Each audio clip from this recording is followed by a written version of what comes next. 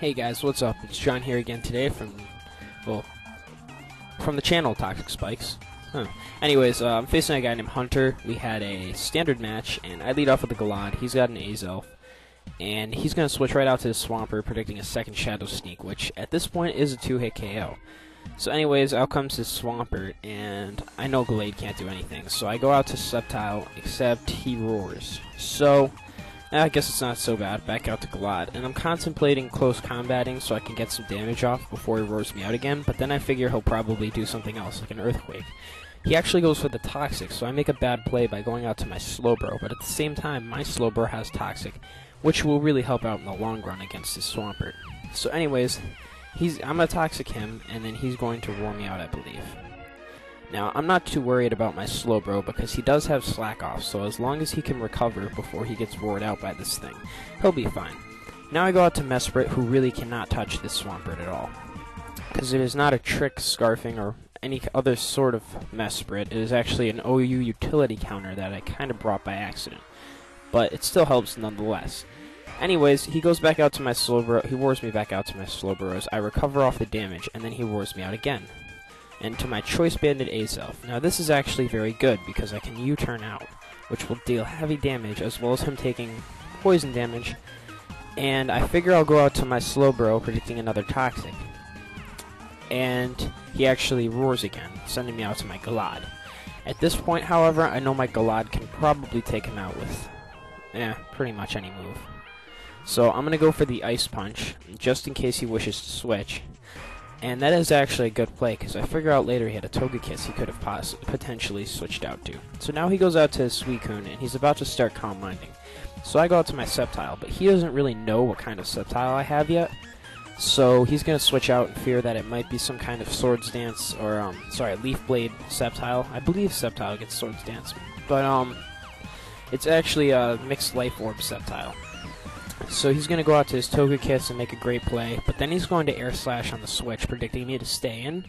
I don't know why, but that actually helped me out a little, because this way my Mesprit doesn't get T-Waved, and now he can T-Wave his Togekiss, which actually helps me out greatly.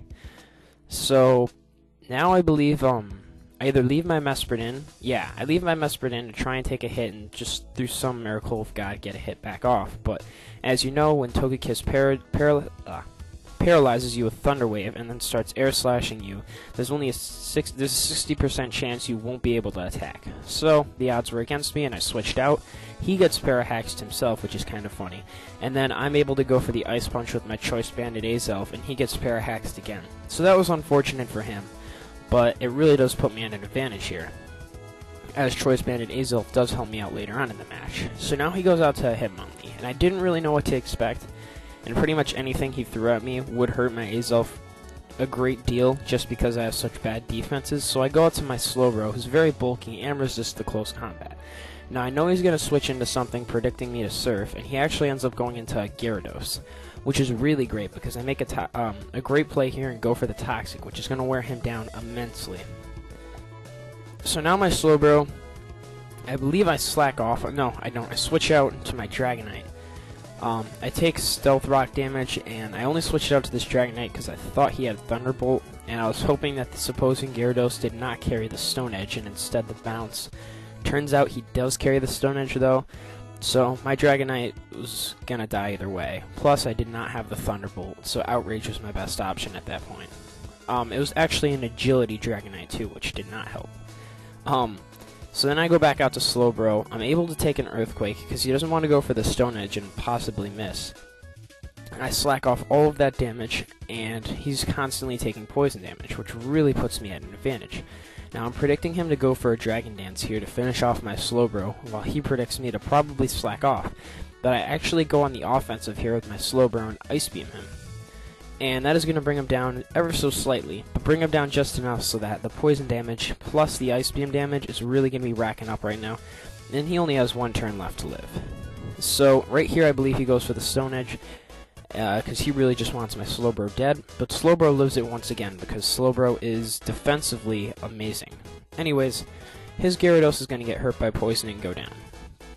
So that is one big threat out of the way. I believe at this point all he has left is his well, Azelf he has left, and I go out to my Galad and he just explodes. So kind of a rash decision there, because he could have saved his Azelf and it would have been a great threat to my team later on, but oh well. So now I go out to my Azelf, who's Scarfed, so he will be able to outspeed the Hitmonlee. Zen Headbutt him for super effective damage, and that will finish him off. Now all he has left is his Suicune, so I go out to my Sceptile, and my Sceptile is going to be able to Leaf Storm him for a stab super effective move, and since he did not set any Calm Minds up, it will be a one-hit KO. So that's good game to my opponent. His name's Hunt3r. I think I met him on the Cerebi chat or TPX, which is where I go most of the time. Less of the Cerebi chat, but anyways, great battle. And today was more of a chill narration. I found some amazing background music because if you go to this website called OC Remix, I found out from Chase McAwesome, they have a lot of cool remixes of original in-game music. So go check that place out. I don't believe my opponent had a channel, so all that leaves me with is my question of the day. My question of the day is, where is your least favorite place to go shopping? I know for me it is GameStop, because the service there, in my opinion, is terrible. And I know probably a lot of you have experienced similar service from there. And you probably miss old local video game stores, which used to be awesome.